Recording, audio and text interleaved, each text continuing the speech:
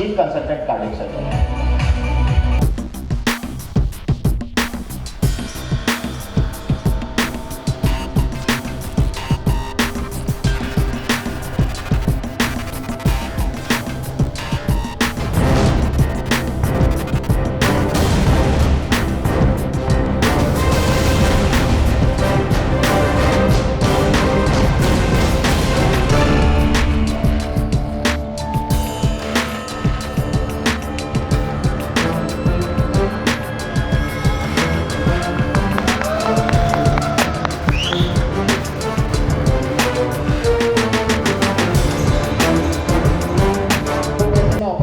Attendant से बात करता हूँ तो वो मेरे से पूछते हैं कि डॉक्टर साहब कितना टाइम लगेगा। मैंने कहा तुम्हारे क्या टेंशन है, टाइम तो जो लगेगा मुझे लगेगा, तुम तो आराम से बैठो बाहर बैठ के चाय पियो। नहीं, तो ये सवाल पहले ऐसा है बड़ा स्ट्रेसफुल वाला कि टाइम कितना लगेगा। और जब मैं ये कहता हूँ कि आप वहाँ आने से चूक जाओ, मुझे आवाज़ दी, आप मुझे बता देना कैसी ऑडिबल क्लीन है। आप क्लियर, आप ठीक, अच्छा अब ठीक है, अब धक धक नहीं हो रही है। तो मेरे से पूछते कितना टाइम लगेगा, मैंने कहा तुम्हारे को टेंशन नहीं, तुम आराम से चाय पियो बाहर, जो टाइम लगेगा मुझे लगेगा। स्ट्रेस मुझे, मेरे हाथ में किसी का जीवन है। लेकिन जो मैं वहां देखता हूं, वहां जो गंभीरता होती है, जो आईसीयू में, जो ऑपरेशन थिएटर में, मैं हमेशा किसी का भी ऑपरेशन करके सिर्फ एक ही चीज मांगता हूं कि भगवान किसी को यहां मत भेजना, क्योंकि ये वो जगह नहीं है जहां किसी को आना चाहिए। लेकिन वो मेरा काम है, मेरा पैशन है, कार्डियक सर्जरी है ना, हार्ट का ऑपरेशन करना मेरा पैशन है। और मैं इतना पैशनेट हूँ अपना काम को लेकर के कि आप देख सकते हैं मुझे कोटा रत्न से भी सम्मानित किया गया है। इंडिया के अंदर लगभग 800-900 डॉक्टर्स के पास मेरी डिग्री है एमसीएस कार्डियक सर्जरी। केवल इंडिया में 900 डॉक्टर हैं और राजस्थान में लगभग 42-45 डॉक्टर हैं। तो आप सोच सकते हो कितने कम डॉक्टर हैं, है ना। अब क्या होता है कि मैं आपको जो भी यहाँ बताऊंगा, इसमें कुछ चीजें आप सुनोगे, कुछ समझोगे, कुछ नहीं समझोगे, कुछ अपने पड़ोसियों से समझोगे और कुछ दूसरे डॉक्टरों से समझोगे। मैं आपको एक कहानी सुनाता हूँ, इससे आप रिलेट करोगे क्या सुनना चाहिए और क्या समझना चाहिए। ये 10th की बात है, मेरी एक्सटर्नल आई वाइवा लेने के लिए। तो मैं साइंस का स्टूडेंट था, साइंस में बड़ा इंटरेस्ट था मुझे। तो बायोलॉजी का एग्जाम चल रहा था। बायोलॉजी के अंदर नॉमेनक्लेचर आता है, नामकरण। जो लोग साइंस के स्टूडेंट होंगे वो जानते हैं, स्पीशीज, जानवर और पक्षी, उनका नॉमेनक्लेचर साइंटिफिक नेम होता है। तो इस तरह का पढ़ते हैं। तो मेरे को पढ़ने का बड़ा शौक था। तो उसी समय से UPMT, Rajasthan PMT, central PMT, ICT board, इन सब की किताबों के गट्ठर मेरे पास हुआ करते थे। एक ही सब्जेक्ट की इतनी किताबें, एक सब्जेक्ट, अगर सिर्फ बायोलॉजी पढ़ रहे हैं तो बायोलॉजी की इतनी किताबें, फिजिक्स पढ़ रहे हैं तो फिजिक्स की बहुत सारी किताबें। तो बहुत सारी किताबें मेरे पास हुआ करती। तो एक्सटर्नल लेने के लिए जब वाइवा लेने के लिए आई, उसने मेरे से पूछा कि भाई ये जानवर है कोई चमगादड़ वगैरह, ये कौन सी स्पीशीज में आता है, कि मैमल है, ये है, इस तरीके से कौन सी बिरादरी को बिलोंग करता है, ह्यूमन स्पीशीज से क्या रिजेंबलेंस है। तो मैंने उसको बताया कि इसका नॉमेनक्लेचर है, ये स्पीशीज का जानवर है और इस स्पीशीज को बिलोंग करता है, इससे इसके रिजेंबलेंस है। उसने मेरे को कहा कि तुम गलत बोल रहे हो, तुमने गलत पढ़ा है। तो मैंने मैडम को कहा, मैडम आपने गलत पढ़ा है, आपको सही पढ़ने की जरूरत है। तो बोले कि मेरे को पढ़ाते हुए इतना समय हो गया और तुम मुझे बोल रहे हो कि मैंने गलत पढ़ा है। मैंने कहा बिल्कुल मैडम, आपकी जानकारी शायद कुछ गलत है या आपको गलत याद रह गया होगा। ये ऐसे नहीं है, ये इस तरीके से है। और इसके कारण भी मैंने समझाया कि जो मैं बता रहा हूँ वो सही क्यों है और जो आप बता रहे हो वो गलत क्यों है। तो इंटरव्यू हो गया, वाइवा हो गया, हमारी क्लास टीचर आई, उसने बोला कि कभी भी अपने एक्सटर्नल से बहस नहीं करी जाती, वो फेल कर देगी। तो मैं क्या करूँगी, तेरा मेरा फेल करना है कर दो, लेकिन जो सही है वो सही है, मुझे इससे कोई फर्क नहीं पड़ता। 1 बजे हमारा लंच ब्रेक हुआ। मेरा घर वहां से लगभग दौड़ के 15 मिनट की दूरी था और लंच ब्रेक भी हमारा 15 मिनट का था। ये मेरे 10th की बोर्ड के वाइवा चल रहे थे, 10th के बोर्ड के, स्टूडेंट कितना घबरा था।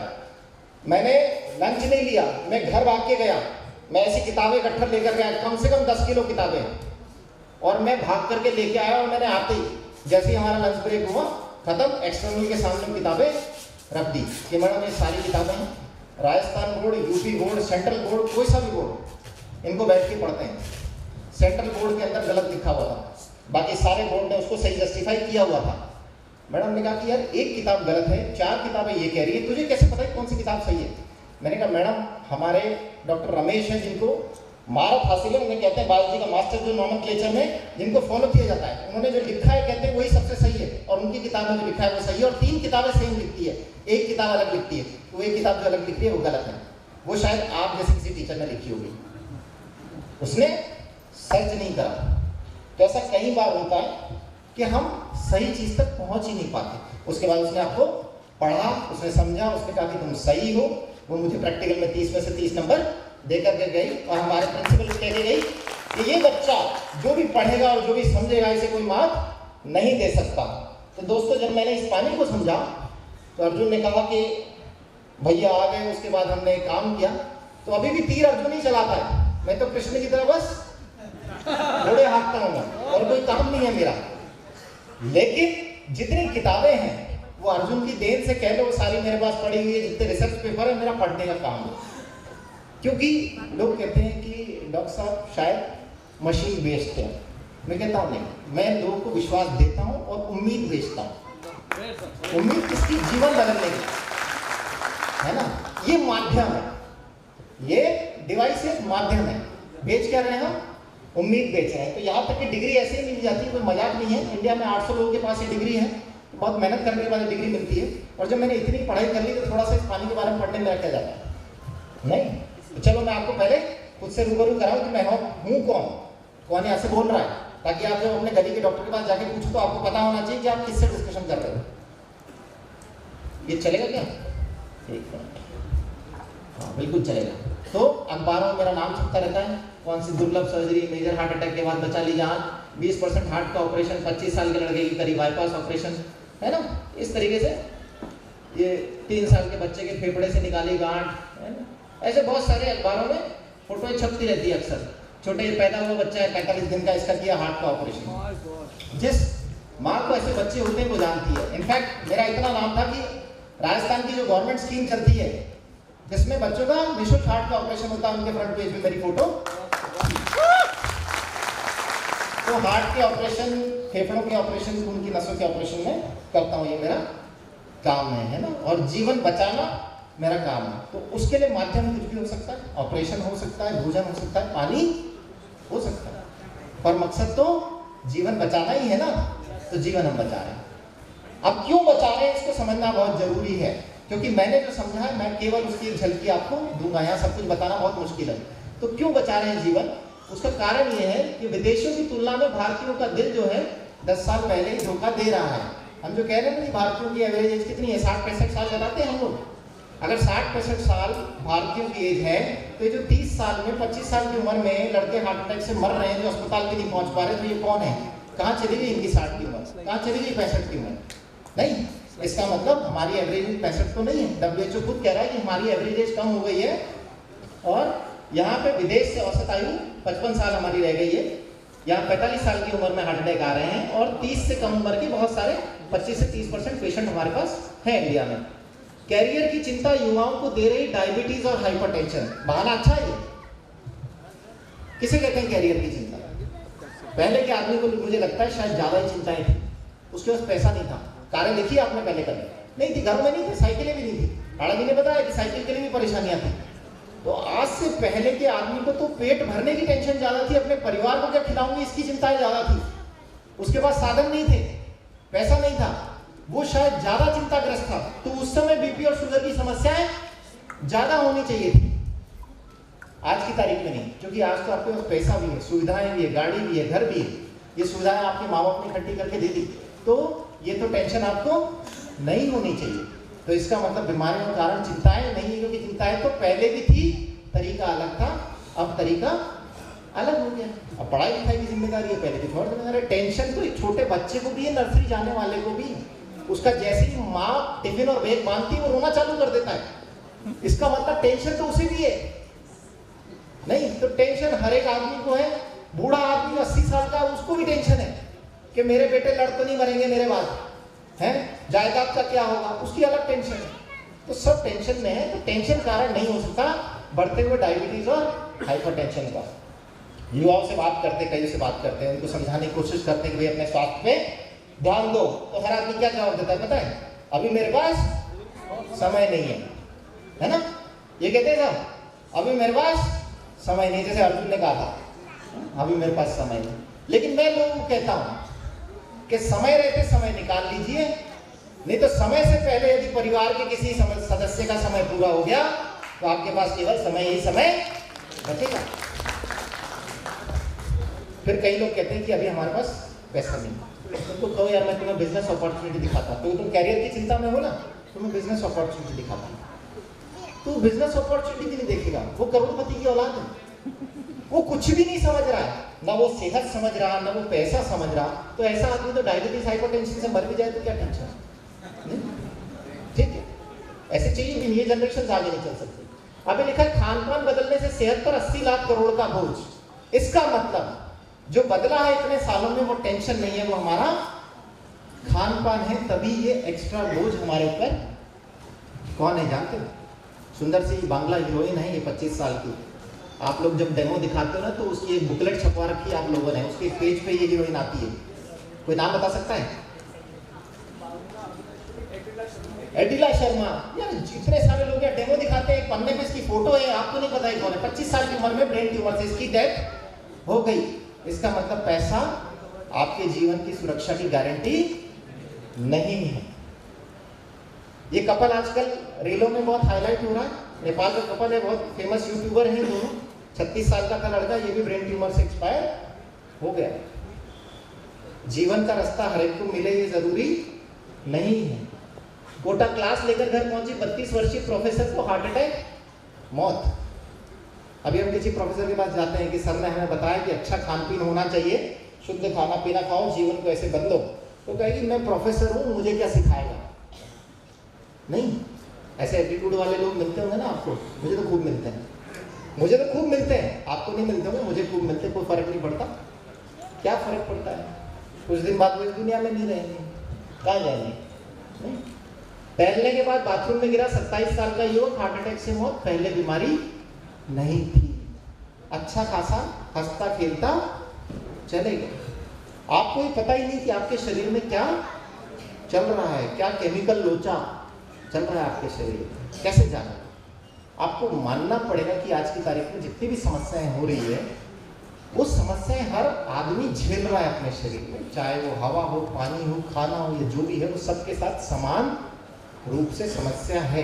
तो यदि कोई 27 साल का, कोई 30 साल का लड़का जा रहा है, तो संभावना उतनी ही है कि आपके परिवार का भी इस उम्र का कोई सदस्य हार्ट की समस्या से चले जाए। इसके लिए कोई स्पेशल ज्ञान की आवश्यकता है क्या?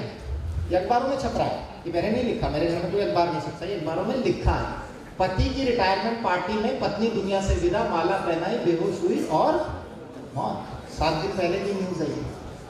आपका तो यहाँ सेलिब्रेशन चल रहा है, मालाएं वालाएं पहना रहे हैं, ढोल धमाके बज रहे हैं खूब सारे, और उसके बाद ये अचानक आपके घर में ऐसा माहौल हो जाए तो कैसा लगेगा? ऐसा माहौल होने के पहले ही तो आपको सोचना पड़ेगा कि मेरे परिवार को सुरक्षित कैसे करूं। पर हम क्यों सोचेंगे? क्योंकि हमने तो गिनेस बुक में नाम लिखवा दिया। ओपीडी का वर्ल्ड रिकॉर्ड बना चुका एसएमएस अस्पताल, एक दिन में देखे 10,000 मरीज। बजाओ ताली, बजा भी दिया आपने, ताली बजाएंगे और क्या करेंगे? अरे गिनीज बुक में वर्ल्ड रिकॉर्ड आया, 10,000 मरीज एक दिन में ओपीडी में। कितनी बुरी स्थिति हो गई है। ऐसे गिनीज बुक वर्ल्ड रिकॉर्ड के लिए हम ताली बजाएंगे क्या? ये को बजाने लायक चीज है। इससे समझो कि हम कहां पहुंच गए हैं, कहां जा रहा है हमारा देश, कितने मरीज बढ़ गए, कितनी बीमारियां बढ़ गई है। अगर आज डिसीजन नहीं लिया अपने परिवार के लिए तो इस गिनीज बुक वर्ल्ड रिकॉर्ड में आपका नाम होगा। ऐसा नाम लिखना चाहते हो? ऐसा नाम है। और इससे कड़वा सत्य क्या है? उस 10,000 की ओपीडी में बहुत सारे डॉक्टर भी हैं, वो मरीज नहीं देख रहे, वो खुद भी मरीज हो गए। Bitter pill, 20% of doctors obese, 53% diabetic, 24% hypertensive. 54% doctor diabetic हैं, 24% बीपी के मरीज, और 20% डॉक्टर जो हैं वो खुद मोटापे से ग्रस्त हैं। एक मरीज डॉक्टर के पास जाता है और वो उसे कहता है कि डॉक्टर साहब, मैं शुगर की गोलियां चालू हो गई है, मुझे बताओ क्या शुगर की गोलियां बंद हो सकती हैं, और बंद करने के लिए मैं इसे क्या कर सकता हूँ? तो ये थोड़ी बोलेगा कि आप डॉक्टर प्रमोद के पास जाओ, महाराज जी के पास जाओ, अर्जुन के पास जाओ। वो बोलेगा भाई मुझे खाते हुए खुद 15 साल हो गए, मैं गोलियां खाते खाते खुद गंजा हो गया, मैं खुद की नहीं बंद कर सका, तेरी कैसे बंद करूंगा?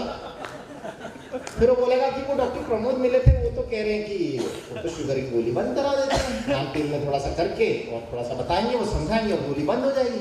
उन्होंने तो कर दी बहुत सारे मरीजों की गोलियां बंद, तो आप क्यों नहीं कर पा रहे? अरे वो आदमी पागल है, वो कुछ भी बेचता है। मैं स्वास्थ्य बेच रहा हूँ, किसी की शुगर की गोली बंद करना स्वास्थ्य बेचना होता है। मैं कुछ भी कैसे बेच रहा हूँ? मैं स्वास्थ्य बेच रहा हूँ, किसी को ये हजम नहीं हो रहा, ये अलग बात। क्या फर्क पड़ता है मुझे? मैं अपना काम करते रहूंगा। मेरा मकसद है कि ये जो डॉक्टर हैं इनको भी शुगर फ्री बनाया जाए, बशर्ते वो इस दुनिया में रहें मौजूद, क्योंकि बहुत सारे डॉक्टर भी हार्ट अटैक के शिकार हो गए पिछले 1 साल में, है ना, बहुत सारे चले गए।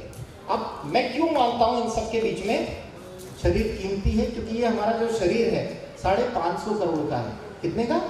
550 करोड़ का। मृत शरीर नहीं है, उसकी कोई कीमत नहीं है। जीवित शरीर 550 करोड़ का है, क्योंकि हर अंग जब मार्केट में खरीदने जाओगे तो करोड़ों में है। हार्ट चाहिए 4 करोड़ का, किडनी चाहिए है 1.5 करोड़ की, फेफड़े चाहिए 2 करोड़ की, और सबसे बड़ी बात है, इसकी आवाज़ सही नहीं, डबल आवाज़, डबल पावर, अरे ऐसे ही बोल रहे हो ना। अच्छा, तो इतने महंगे, तो 550 करोड़ की शरीर की कीमत हमने 2 करोड़ की लगा रखी है। इस शरीर के लिए कुछ भी करना पड़े। सोफे देखने गए हैं, उसका कुशन का कवर सबसे महंगा होना चाहिए भैया, फैब्रिक यूएसए का होना चाहिए, और शरीर के लिए भाई साहब दिल्ली का माल दिखा दो, है दिल्ली का माल भी अच्छा होगा, ऐसा कुछ भी नहीं है, पर सोफे, फैब्रिक, गद्दे, दीवारें और पत्थर, उनमें इतना पैसा खर्च करने को तैयार है, पर जो शरीर उनमें रहेगा अंदर, उसके लिए क्यों नहीं तैयार है? कहाँ दिक्कत है शरीर के लिए? और फिर करते भी ऐसा भी है, सब अपने अपने तरीके से करते हैं। देखो ये सिनेरियो इंडिया, भारत में सबसे तेजी से बढ़ रही पेट की चर्बी, डायबिटीज 11%, प्री डायबिटीज 15, पेट का मोटापा। 10 करोड़ लोग इंडिया में डायबिटिक हैं, 10 करोड़ से ज्यादा शुगर की गोलियां खा रहे बेहिसाब, और पता नहीं है कि कहाँ जाएंगे। अगर आपको मोटापा हो गया, आपकी आंखों के लेंस खराब होंगे, फेफड़े खराब होंगे, गॉलब्लैडर में पथरी हो जाएगी, लीवर खराब हो जाएगा, घुटने खराब हो जाएंगे, आंखें खराब हो जाएगी, आर्थराइटिस आ जाएगा, आपको बीपी की समस्या होगी, आपकी आंखें खराब हो सकती है, सेक्सुअल प्रॉब्लम्स आएंगी, किडनी खराब होगी, हार्ट खराब होगा, डिप्रेशन, एंजाइटी आएगी, शुगर की प्रॉब्लम हो गई, आपको ब्रेन स्ट्रोक आ सकता है, हार्ट अटैक मार सकता है, अंग खराब हो सकते हैं, काटने पड़ सकते हैं। ये सब नौबतें आती है। तो जब ये बीमारी होती है तभी अवेयर हो जाए ना कि भाई इनसे दूर भागे। दवाइयों में जीवन क्यों ढूंढ रहे हैं? क्योंकि दवाइयों के साथ तो जो जीवन ढूंढने वाले हैं वो निकल रहे। 24 लाख लोग हर साल इंडिया में चले जाते हैं हार्ट की प्रॉब्लम से, हैं 11 लाख फेफड़ों की बीमारी से, 5.5 लाख कैंसर से, और कोई खर्चा कम नहीं आता, फ्री में नहीं मर सकते। घर वालों का पैसा खर्च करा करके ये लोग जाते हैं।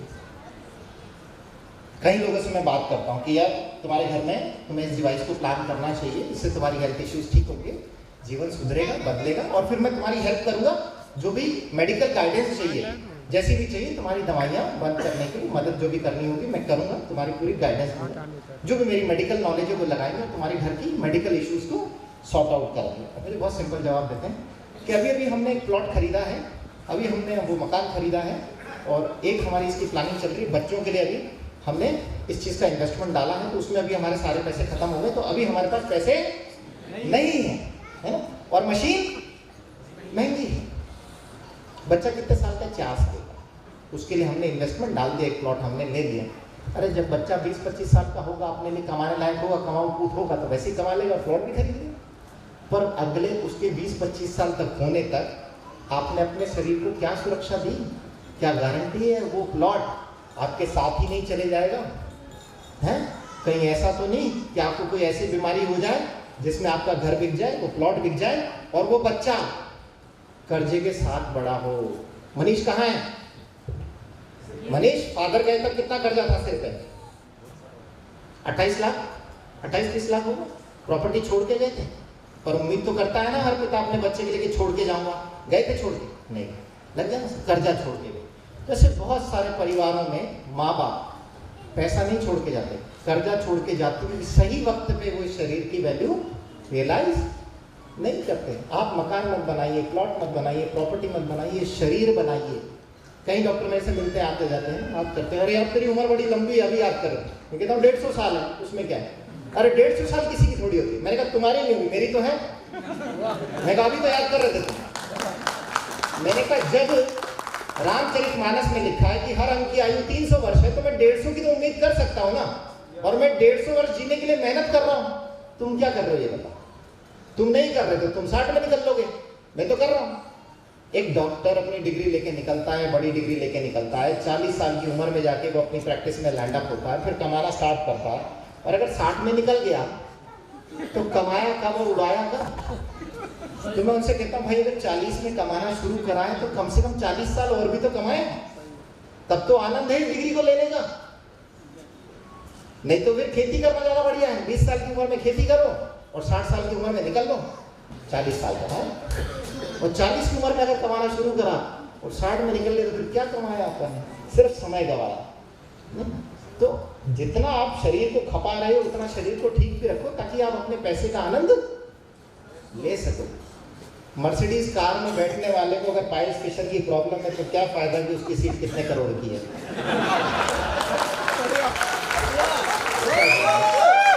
हार्ट अटैक का गणित, इनमें ज्यादातर 20 से 40 साल के युवा 50% मरीजों को अचानक आता है हार्ट अटैक। लगभग 60-70% मरीज तो हार्ट अटैक के साथ अस्पताल ही नहीं पहुंच पाते। अब अगर आप ये सोच रहे हैं कि मैंने मेडिकल इंश्योरेंस ले रखा है 50 लाख 1 करोड़ का और जब जरूरत पड़ेगी, जब बीमारी आएगी तो मैं उसे उठा लूंगा, तो इसके लिए बहुत आवश्यक है कि आप, मेरे में एनर्जी कम लग रही थी तो पानी पिला रहा है।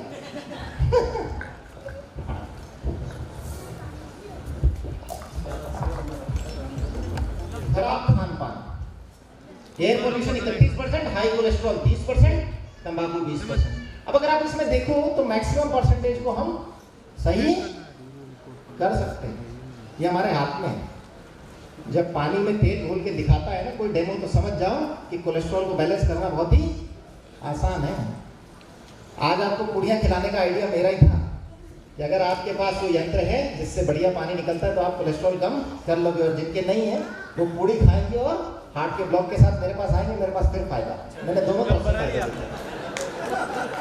रिफाइंड तेल पर बड़ा खुलासा, 20 लाख लोग हर साल मर जाते हैं, कारण मर रहे रिफाइंड ऑयल खा के। इस्तेमाल तेल को खाने से ही नहीं, सूंघने से भी होता है कैंसर, और बहुत सारी माओं का सपना अधूरा माता पिता बनने का तेल से हो रही है बीमारी, खराब तेल से।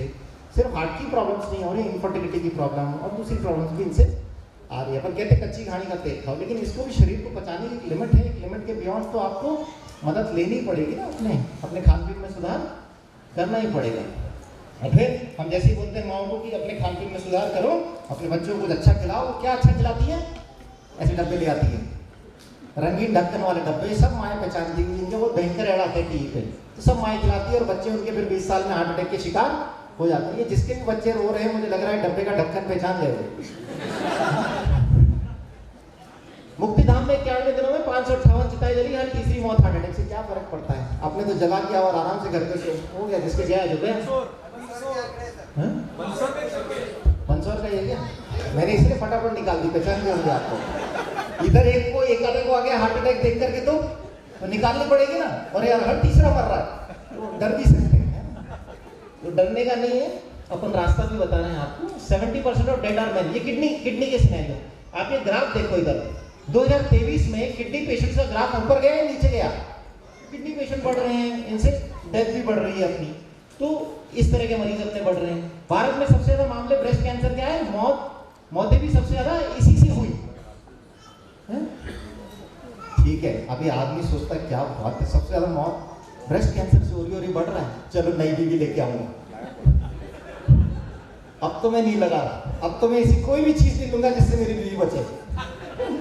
अरे भाई उसके पहले तू निकल जाए तो नया पति ले आएगी, तो अपने लिए तो लगा ले, अपने लिए तो कुछ कर ले, उसके लिए मत करना। नहीं, अब आप इस ग्राफ में देखो कि अगर आप नोट करोगे कि एक साल में जितने केस आते हैं उनमें से आधे मरीज मर जाते हैं, और एवरेज वर्ल्ड का डेटा बताता है कि 5 साल से अधिक कैंसर के पेशेंट केवल 3% मरीज ही जीवित रहते हैं, 97% की डेथ हो जाती है। यहाँ जिसने भी कैंसर फेस किया होगा, थोड़ा सा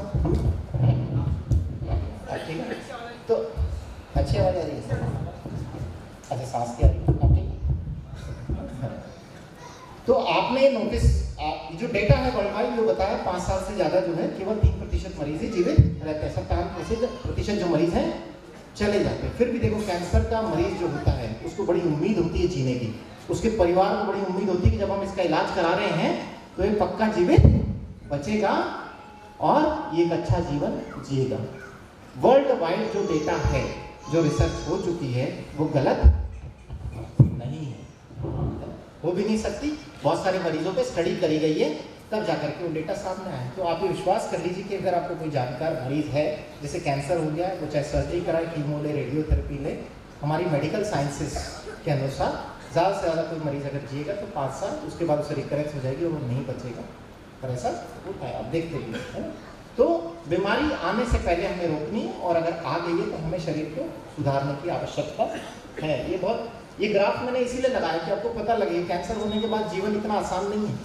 कीमोथेरेपी, रेडियोथेरेपी आते तो उन्हीं से ही मर जाते हैं, और जो बचते हैं वो 5 साल के अंदर तक चले जाते हैं, है ना।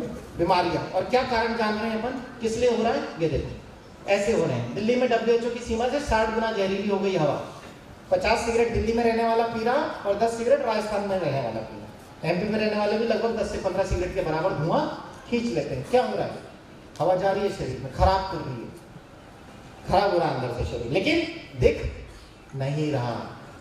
यहाँ बैठा हुआ हर आदमी 10 सिगरेट के बराबर धुआं ले रहा है, पर दिख नहीं रहा। तो शरीर में जो खराब कर रहा है वो दिख नहीं रहा, इसे केवल मानना पड़ेगा, समझना पड़ेगा। हाइब्रिड सब्जियों में केमिकल से बढ़ा रहे उत्पादन, रंग बिरंगी नीली पीली साड़ियों में केवल महिलाएं अच्छी लगती है, सब्जियां नहीं। सब्जियां अगर रंग बिरंगी नीली पीली है तो वो आपके लिए जहर का काम करेगी। महिलाएं भी कर सकती है, ऐसा कुछ नहीं। तो ऐसी कलरफुल सब्जियां खा खा के अपन सोच रहे हैं कि अरे यार बहुत टॉनिक मिल रहा है, बहुत पावर अपने अंदर आने वाली है, जबकि ये सब जहर है जो आपके शरीर को निपटा रहे हैं। 15 जिलों में जहरीला पानी, लोहा 5 तो एल्यूमिनियम 136 गुना, बुढ़ापा जल्दी, याददाश्त भी कम हो रही। अपने घर परिवार को भूल गया, डेमो दिखा के आए थे, अगले दिन कुछ याद नहीं। क्यों? जब तक पानी नहीं बदलेगा याद ही नहीं रहेगा उसको कुछ। वो जहरीला पानी पी रहा है। अब सोच रहे हैं इसको 5 बार तो दिखा दिया मैंने, इसको याद कुछ क्यों नहीं रहता। अरे उसको अपने घर से ले जाकर के पानी पिला, अगले दिन याद रहेगा तुम्हें क्या दिखा। घर के पानी को याद नहीं, उसको जहरीला पानी पी रहा है, समझना पड़ेगा। पंजाब में नहरों से लिए 23 में से 17 सैंपल फेल, पानी न नहाने न पीने योग्य, और यही हम पीते हैं। नहीं, कब एक्सेप्ट करेंगे कि हमारा हवा, पानी और भोजन दूषित हो चुका है। रोज अखबार में एक कटिंग आती है, रोज अखबार में एक कटिंग, फिर भी हमारा मन ये मानने को तैयार ही नहीं होता कि समस्याएं चल रही है। अंदर शरीर में बहुत सारे केमिकल रिएक्शन हो रहे हैं जो शरीर में कोई ना कोई बीमारी को रूप दे रहे हैं। बस जिस दिन रूप सामने आएगा हम उसे संभाल पाएंगे कि नहीं संभाल पाएंगे। कल का इंसिडेंस है, मैं आने वाला था, मेरे को झालावाड़ से फ़ोन आया, मेरा कलीग ही है, हमने साथ में MS करी थी जनरल सर्जरी में, उसका फ़ोन आया कि भाई मेरा ये सोनोग्राफी करने वाला जो है रेडियोलॉजिस्ट जो है हमारे साथ ही क्रिकेट खेलता है, उसके पैर की जो खून की नसें वो ब्लॉक हो गई है, हम 24 घंटे तक डायग्नोस नहीं कर पाए, अब उसका पैर काम करना बंद हो गया है, खून की नसों में थक के मैंने तेरे को सोनोग्राफी की रिपोर्ट भेजी, एक बार देख। मैंने कहा तो अर्जेंट ऑपरेट करना पड़ेगा। मैंने कहा भेज यार, अभी तो झालावाड़ से रवाना हुआ है। वो 9:30 बजे पहुंचा। मैंने मेरे जूनियर को फ़ोन करा कि भाई पेशेंट को आके अटेंड करना, वो डॉक्टर है। उसने बोला कि सर ये तो मेरा भी जूनियर है, मैं तुरंत देखता हूँ। जैसे ही वहाँ पहुँचा, मैं कहीं किसी काम से मार्केट में गया हुआ था, 9:30 बजे पेशेंट पहुँचते मेरे जूनियर का फ़ोन आया कि सर इसकी तो टांग खराब हो गई और टांग काटनी पड़ेगी। 37 साल का डॉक्टर जो रेडियोलॉजिस्ट है और जो क्रिकेट खेलता है। मेरे जूनियर ने कहा सर इसकी टांग तो खराब हो गई और काटनी पड़ेगी। मैंने बच्चों को गाड़ी से वहीं उतारा, मैंने कहा मैं तुरंत हॉस्पिटल होके आता हूँ क्योंकि किसी भी टांग का सवाल है, बचानी पड़ेगी। और वो डॉक्टर है। मैं तुरंत उठ के गया, मैंने टांग एग्जामिन करी, मैंने कहा हाई रिस्क केस है, किडनी खराब हो सकती है, मैंने कोई दिक्कत नहीं, अपन प्रिकॉशन रखेंगे, लेकिन इसको ऑपरेट करेंगे और हैंड टू हैंड ऑपरेट करेंगे इसको। सुबह मंदसौर आना है, रात को रायता फैल गया और रायता भी क्या करूँ नहीं, तो रात को उसको ऑपरेट करा, अभी उसकी टांग ठीक है। लेकिन मैं अपने इसी दोस्त के पास जिसने फ़ोन किया था मुझे कि यार मेरा जूनियर आ रहा है,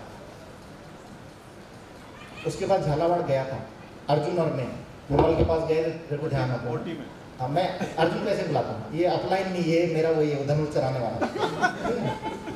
OT में गए थे, बात करी 10 मिनट, सब समझाने की कोशिश करी, पर क्या फ़र्क पड़ता है वाला एटीट्यूड। जब फ़र्क नहीं पड़ता तो मुझे फ़ोन मत किया करो, और ये मत बोलो कि ऑपरेशन तुम ही करना, नहीं। जब समझाना आया हूँ तो सुन नहीं रहे, जब रास्ता दिखा रहा हूँ तो सुन नहीं रहे। अभी जयपुर गया था, एक डॉक्टर कपल से मेरी मुलाकात हुई, तो वहाँ हम बैठ के हमने बहुत, अर्जुन भी मेरे साथ था, हम लोग जयपुर गए थे, वहाँ बैठ के हम लोग काफ़ी बार टॉपिक पे आने की हमने कोशिश करी कि कुछ बात करें, कुछ हेल्थ के टॉपिक पे आए, बार बार कन्वर्सेशन किया, और अल्टीमेटली कविता ने कह दिया कि भैया आपने वो पानी के बारे में सुना है, कम्युनल वाटर के बारे में? उनके हस्बैंड जो है वो कार्डियोलॉजिस्ट है और वाइफ जो है गायनेकोलॉजिस्ट है, उनसे जिक्र किया कि भैया आपने इसके बारे में सुना है? तो उन्होंने कहा कि अभी ऐसे किसी पानी में कोई रिसर्च नहीं हुई थी।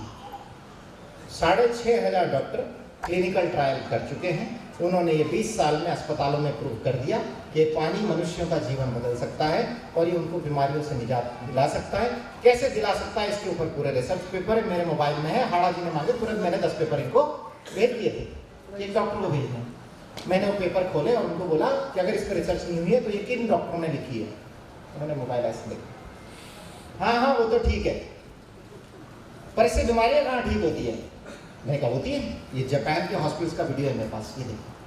फिर को डायबिटिक पेशेंट ठीक हो रहा है, किसी को स्किन की प्रॉब्लम हो ठीक हो, हाँ हाँ ठीक है, लेकिन इंडिया में कौन लगाएगा? कविता ने कहा समय खराब नहीं करना है, इनका समय खराब चल रहा है।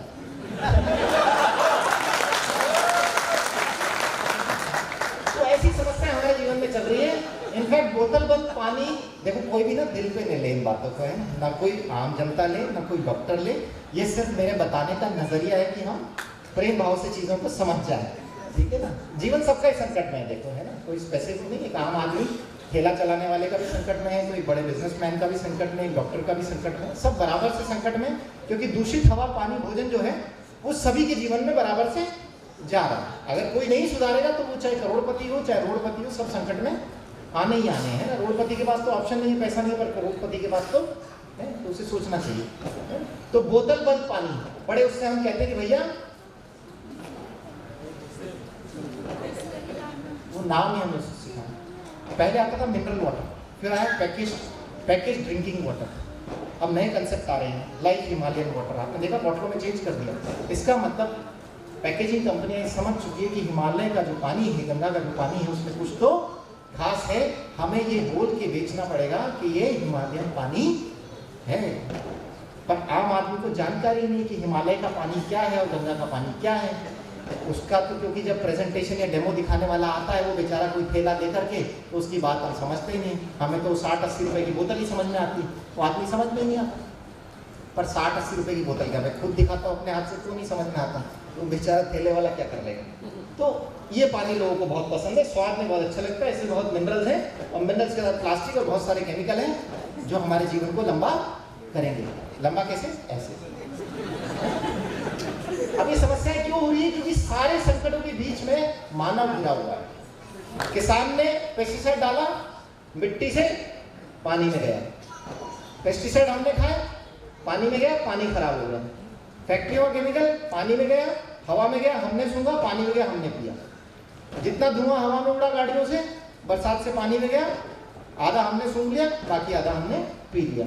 तो कुछ भी हो, घूम फिर के सब कुछ हमारे शरीर में आ रहा है, हम एंड प्रोडक्ट, चाहे वो हार्मोन्स हो, चाहे केमिकल्स हो, चाहे पेस्टिसाइड हो, चाहे फैक्ट्रियों से निकली गंदगी हो, वो सब हमारे शरीर में लिप है। और इसीलिए हमें इतना जहर भरा हुआ है कि हम अगर सांप को काट लें तो सांप मर जाए। काटती है ना लोग बात, अड़ोसी पड़ोसी को काट रहे, सांप रूपी है वो, सर्प रूपी है। अभी क्यों होता है? जब इतनी गंदगी शरीर में जाती है तो ऑक्सीडेटिव स्ट्रेस पैदा होने लग जाता है, बहुत सारी बीमारियां शरीर में आने लग जाती है, और हमारा जो शरीर है वो ऐसे सड़ जाता है। हमारा सेल जब ये सेल सड़ जाता है, काम नहीं कर रहा होता, तो ये बीमारी का रूप ले लेता है। पैंक्रियास का खराब होगा तो इंसुलिन नहीं बनाएगा, थायराइड का खराब होगा तो थायरॉक्सिन नहीं बनाएगा, कहीं और का खराब होगा तो कैंसर बना देगा, है ना। लास्ट हमने एक ग्रुप मीटिंग करी थी, उन्होंने बोला डॉक्टर साहब बहुत इमोशनल हो गए। वो क्या है, उनकी वाइफ को डायबिटीज थी, 5-5 गोली चलती थी, शुगर 300 रहती थी, अब 1 गोली चल रही है, शुगर 100 आ रही है और गोली बंद करने के कगार में है। खुद को आर्थराइटिस था, जॉइंट रिप्लेसमेंट बोला था, हमने सही कर दिया। जो थेरेपी उनको बताई उन्होंने करी, पानी से और खाने से, और उनके घुटने सही हो गया। उचक के दिखाते वो लोगों को, देखो है मैं जवान हो गया, 60 साल का मैं जवान हो गया। अच्छा लगता है उनको देख के। मैंने कहा आप अपना एक्साइटमेंट थोड़ा सा काबू में रखो। फिर एक्साइटमेंट में फिर बोल पड़े कि मान लो किसी को लकवा आ गया अचानक से, डॉक्टर साहब किसी को लकवा आ गया, तो हम उसका जीवन बचाने के लिए कौन सा पानी पिला सकते हैं? मैंने कहा गलत पानी पिलाने से मौत हो जाएगी, गलती मत कर दे। मैंने कहा अभी तक तो ब्लेम डॉक्टर्स पे ही है कि गलत दवा देने से मौत हो गई, तुम अपने सिर पे मत ले लो।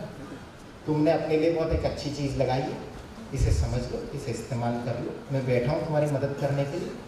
जिसको अपना स्वास्थ्य सुधारना होगा आ जाएगा, समझ लेगा, उसे समझा देंगे, जब घर पे लगा लेगा तब हम उसे बता देंगे इसका क्या करना है। क्योंकि आपको बीमारी की नॉलेज नहीं है ना। ऐसे मरीज का रिस्क मत लो जिसकी बीमारी के बारे में आप जानते नहीं हो। अभी नरेंद्र जी की बेटी है ना, उसकी बीमारी के बारे में जानते नहीं, लेकिन नरेंद्र जी खुद तैयार थे कि हाँ मुझे इसके लिए कुछ करना है। जो व्यक्ति तैयार ही नहीं है